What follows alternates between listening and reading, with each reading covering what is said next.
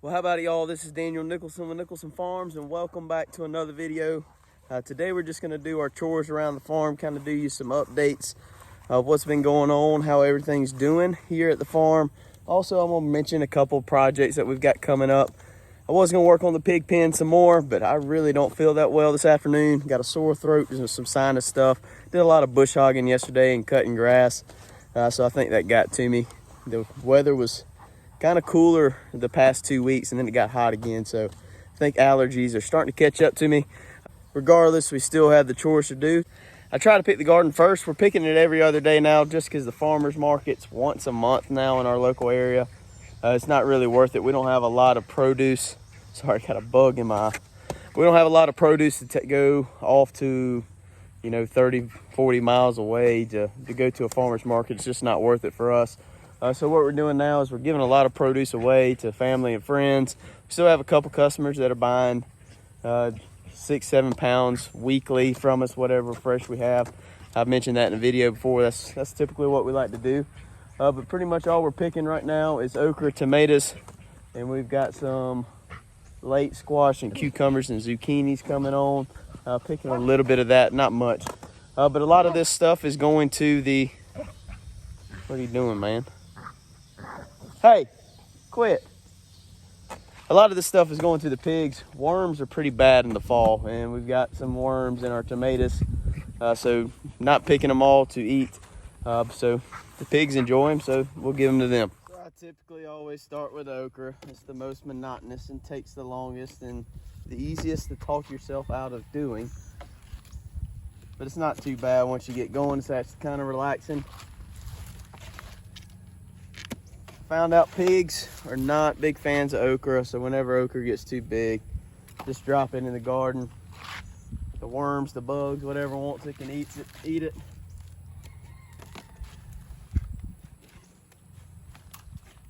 The okra will grow and grow and grow until frost. We'll be picking okra all the way till probably November this year, which is fine. There's a lot of people in our area love to eat okra. Love to cut it up, fry it up, put it in vegetable soup, all kind of different things. For me, I've already ate all the okra I'm probably going to eat this summer. I'll probably eat some more, but it's only so much okra you can eat in a week. So a lot of it given away or sold. So we got the okra done. We're still picking a good many tomatoes. It's just like I said a minute ago, the bugs are really starting to get into them. I mean, this is a pretty tomato. It's picked a little earlier so it can ripen on the table. All 4 of these right here look pretty good. But actually, if you can look at the top of this one where it's splitting, I can actually see a little worm in there going down. So that's one that'll go to the pigs. I don't really want to spray any herbicides or pesticides on the tomatoes. So I guess we're just going to deal with it. Part of it. It's really late in the season to start worrying about it. If this would have been happening right off the bat, maybe I'd have considered using some pesticides. But now we're starting to wind down on the garden. We're still selling a little bit. We've gotten pretty much all the canning that we're gonna do done. Just now it's to eat a tomato with salad every once in a while, and we're gonna continue letting them grow until the frost hits them. I could till them under and say, season's over with, but we're going to keep picking them, feed to the pigs, turn some delicious, ripe, sweet tomatoes into some pork. But I kind of let this little section get away from me. These are my better boys. They're still growing really, really well. The celebrities are pretty much died out. And they're not died out, but they're not producing near as much as they were. Beefsteak's doing okay, but better boy by far is the ones that keep producing. So we got everything picked that we're going to pick today. Need to go sort through those tomatoes. We're going to make a meal for the pigs. But the last thing that we are still growing in the garden that I didn't mention is plenty of peppers. We have banana peppers, bell peppers, and jalapenos. They're going to keep going till the frost. We're actually going to be canning a bunch of banana peppers here probably tomorrow. Actually, I need to pick some. I'll probably pick them tomorrow afternoon so they're fresh. And my green bean row, I've given up on picking green beans. I don't really have a good market to sell from the house for the green beans. I need to work on that. Everybody that wants to buy them from me that's not at the farmers markets wants a whole bushel. A bushel of green beans is what I believe is 30 pounds. It takes me a week to pick 30 pounds. And so whenever we're going to the farmers market every Saturday, I couldn't do that just because I needed to take some to the farmers market to sell there. And now that the farmers market's not happening, I really kind of gave up on them. I let them get a little too mature. Haven't really been picking them. I think what I'm gonna do is just let them dry out. That way I can harvest some of those pods, save the seeds. We'll gear up for green beans next year. Hopefully work on the market for them. Hopefully advertise a whole lot more in the whole garden. We did really well this year on the garden. The best we've ever done for selling and being profitable in the garden and preserving our own food, having our own produce. So it's something that we want to expand on next year. We're going to be trying to enhance the garden. Speaking of that, I've got it tilled up. We're about to put a cover crop in the next couple weeks. Probably going to wait till my green beans mature out where I can go ahead and till that spot up as well. So we can put some cover crop in. We're going to plant winter peas. Try to put some nitrogen back in the soil. Keep a living root in the soil. Help the microbes, help the soil. And we're going to try to do some no-till stuff next spring. So that's the plan. That's about it with the garden. Let's go get these tomatoes sorted through and see what the pigs are going to get. We'll go take care of the pigs real quick. Then we'll check out the goats, the cow, and the rabbits.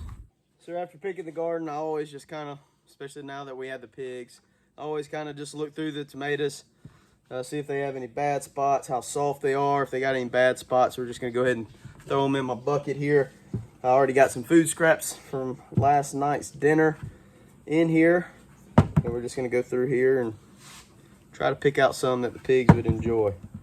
So as far as the pigs go, typically what I feed the pigs is, it's really a chicken feed. I work at a commercial poultry farm, and whenever we have feed spills, I'm allowed to take all the old feed home. Basically what it is, a soybean meal, cracked corn. There is some limestone in there. I've been feeding this to pigs for about 6 years now. It's never been an issue. So what I'll keep feeding them is free. Takes a big cost out of raising my own meat. So we'll take it whenever we can get it. The little pigs, the 15 of them are eating about 5 gallons of feed a day. The 3 bigger ones, I'd say, are eating about 3. Typically, whenever I take the tomatoes and stuff up there to the pigs, I'm giving it to the little pigs. I give a couple to the bigger pigs, but I'm really trying to get them little ones off to a good start, get them tamed down a little bit, because they're some wild little boogers.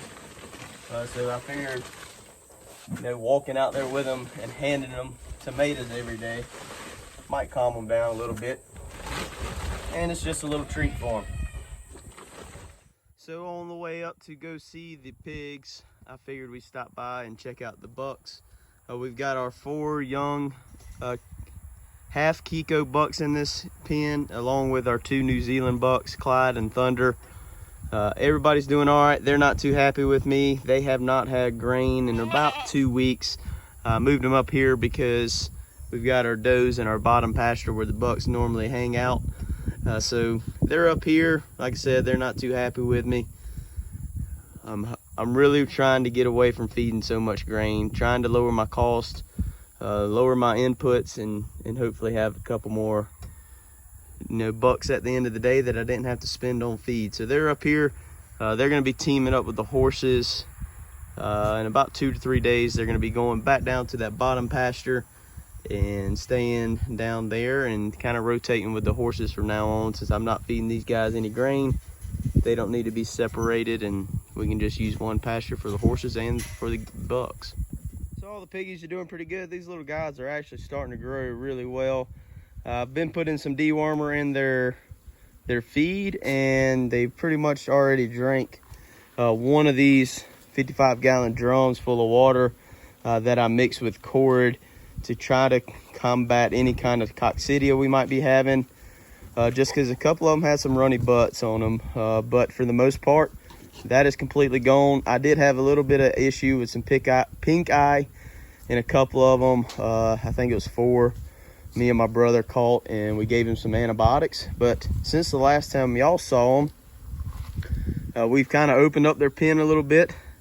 They've got a pretty good little chunk all the way up to the highway to this fence. It's pretty much all the way over there. They're doing good, still doing good with the self feeder. Our other 3 pigs are over here. They've got this this catch pen all torn up. Got a bunch of baling twine dug up that I need to pick up. But the one problem that I'm having right now, at least until we get our new pig pen built, is flies. Pigs use the bathroom typically in the same spot. They're really clean animals. So they typically use the bathroom in one spot. They don't mess up the rest of the pen. And right here by the entrance of this gate or into their barn is one spot they've been using. Excuse me.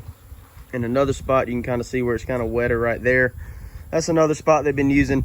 I've got these fly traps put up. I need to change them out because that's the amount of flies that we have caught.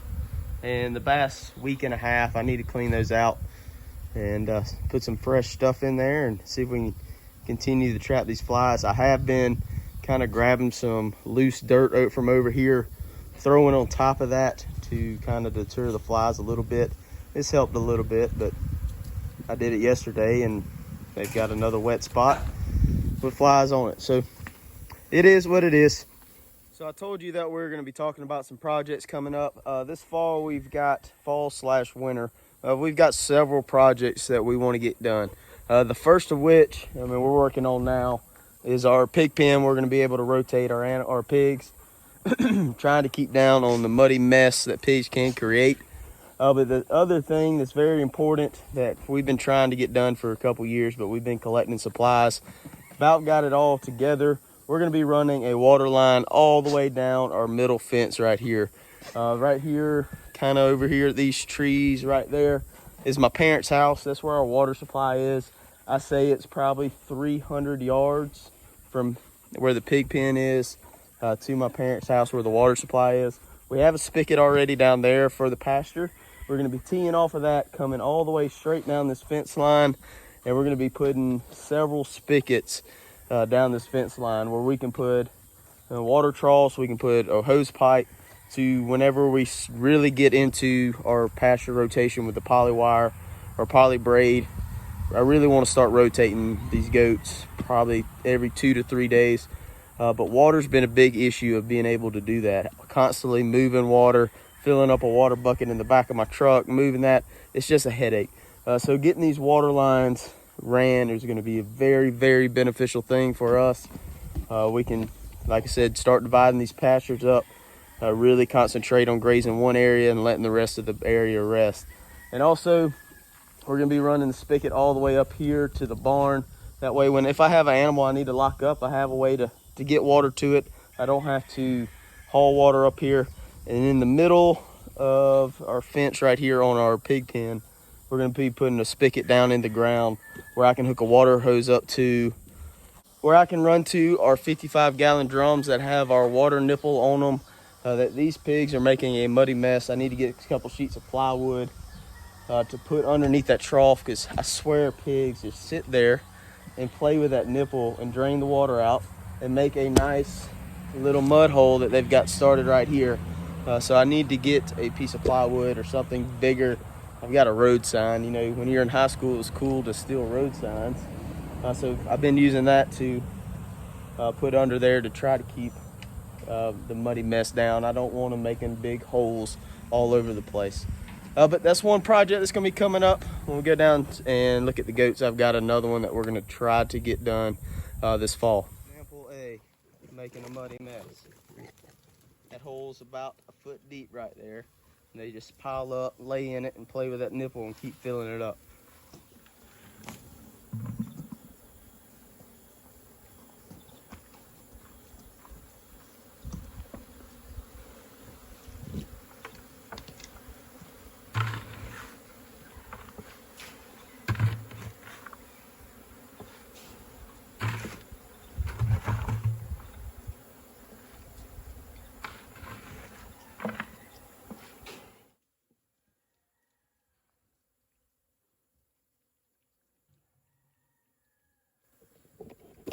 So next up is Mr. Sirloin. We're gonna feed him some grain. He hasn't really been eating that much. I don't think he's been feeling that well. He's been sitting around, and I've got him in this little catch pen just because the goats are over here, and you know, I'm feeding him grain and I'm not feeding anybody else. But he did a little bit better today. You can see he's still got a little bit left from yesterday. Might not feed him all of this bucket. But Sirloin is our butcher calf. Like I said, we're feeding him grain. We're feeding the rabbits grain. We're feeding the pigs grain. Hopefully next year, our plan is to not feed grain to the cow. And hopefully, I think me and my dad's been discussing, we might have 2, possibly 3 steers next year. Along with the pigs doing whole and half hogs, we thought about trying to do that with beef. And when it comes to the decision about feeding grain or doing the grass-fed way, it's really more economical than it is, you know, my belief in non-GMO feed, or, you know, grass-fed is better and all this stuff. The truth is, a cow, a goat, a sheep, they're ruminant animals. They were born to graze grass, and that's what we're going to try to do. Grass is a whole lot cheaper than grain. This calf right here is, I know I was feeding our kid goats on the creek feeder for a while, but this calf is on its second ton. We've got half a ton left of his second ton of feed since we've had him for probably 6.5 months. We did feed Brisket, our other steer, a whole lot more than we fed this one, but still that can add up really quickly. And for us, you know, it's just, we need to try to pinch pennies where we can. You know, the small homestead, small farming stuff, it gets very tight very quick, and whenever you're putting a lot of money into grain, it can get eat up really quickly. That's why I haven't been feeding the goats. I'm refusing to feed the goats. This year we're going to feed hay whenever the grass runs out. Whenever it's time to nutritionally flush these goats, we're going to be using protein tubs. I know that does have some grain in it, but we're not going to be, you know, purchasing, you know, tons of grain anymore. We will for the pigs. We will for the rabbits. So the rabbits have to have it because of minerals. I know I'm kind of rambling here, but it's just something that's coming up, and kind of thought about it whenever I was scooping out grain for Sirloin here. You know, I'm not saying grass-fed versus grain-fed is any better. I've really never had grass-fed. You know, I really haven't tasted it too much, so don't really know the difference. I just know it's a whole lot cheaper, and if it's cheaper, healthier for me, healthier for the animal, what the animal designed for, you know, I think that's what we're gonna do. Rambling's going. I really don't know if I went in circles there or not. I'd have to look back at the video to tell. We're going to talk about the rabbits. The rabbits are doing good. We've got one of our bucks right here. This one's actually came from a friend. I've got some young does that are related to my buck. So we did some trading. I got this guy. I've got 2 mature does right here. They should be bred. I bred them last week. We should be expecting some babies in about 3 weeks. And in about 2 weeks, we'll put a nest box in there with them.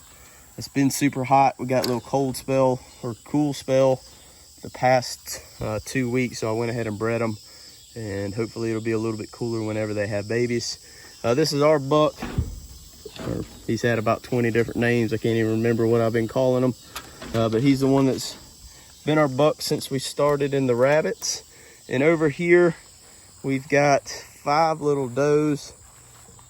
They're about old enough to breed. I just haven't bred them yet because I need to build another rabbit hutch. I'm gonna put another rabbit hutch right beside it. My goal is to be breeding probably 5 to 6 does, using 1 to 2 bucks is the plan.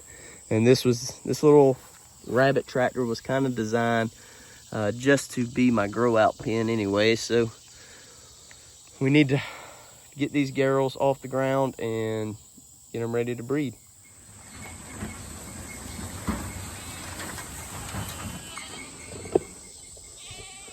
You're a little closer than I thought.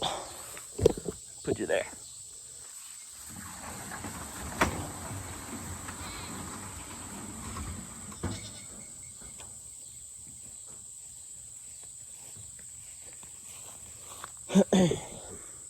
So the rabbits, these girls right here are getting fed about every other day.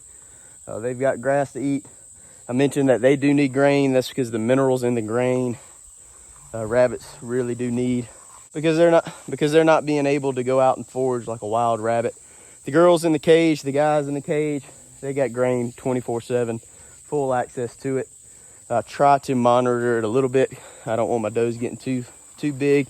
That can lead to some reproductive issues. So rabbits are super simple. If you want to start off with something that you can grow, raise a lot of, raise some meat for your family, rabbits is a very, very easy starter animal for anybody that wants to get into processing your own food, or either, trying to sell some animals. So next up, probably the most aggravating animal on the farm, but also my favorite, the goats. The goats got brought home about a week ago, not quite a week. I didn't film it, just had a little short window of time, and just got them loaded up and brought them all home. They've been on this pasture for 5 days now. They've got it about munched down. I'm gonna leave them on here for another 2 days, and then we're gonna go ahead and start our rotation back through the farm until we take them back up the road. That's just kind of how it works. I'm not really doing a lot with the goats right now, just kind of looking over everybody every day, make sure nobody looks sickly or anything like that. I've got a couple that could use some weight on them, but like I said, we're not feeding the grain. So the ones that fall off, they fall off and they get sold. That's kind of my thought on it.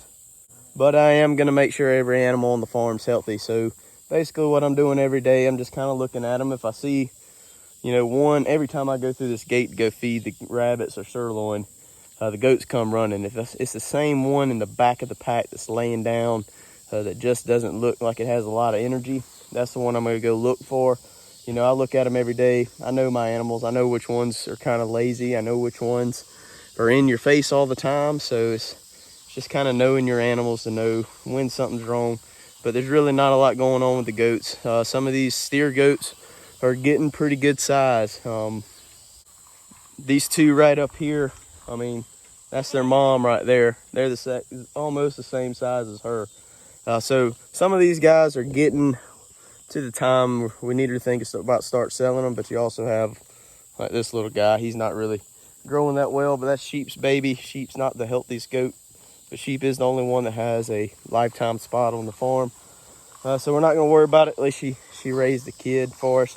But I really want to hold on to these kids. I know I'm using a lot of grass right now to feed these steer goats, and the couple that I want to sell for is our doelings that had split teats and some just genetic stuff that we don't want to keep in the herd.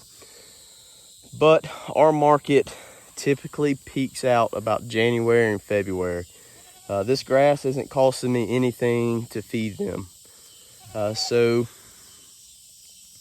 there's really no real hurry to sell them unless we start running into some real parasite issues or something like that. And, let's get rid of some animals, lower down the parasite load.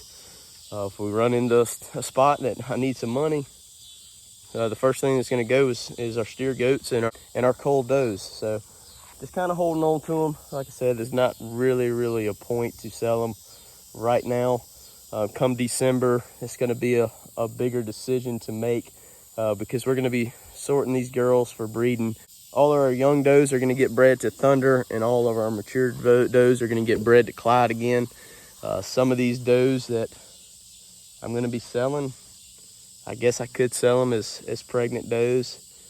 The buyer probably wouldn't know if I sell them in January, just because they'd be a month bred. But if they're going into a slaughter situation, I don't know how comfortable I am with that. So here I am rambling again, kind of getting away from me, but that's pretty much it with the goats. You haven't really seen them lately because there really hasn't been anything going on too much with them.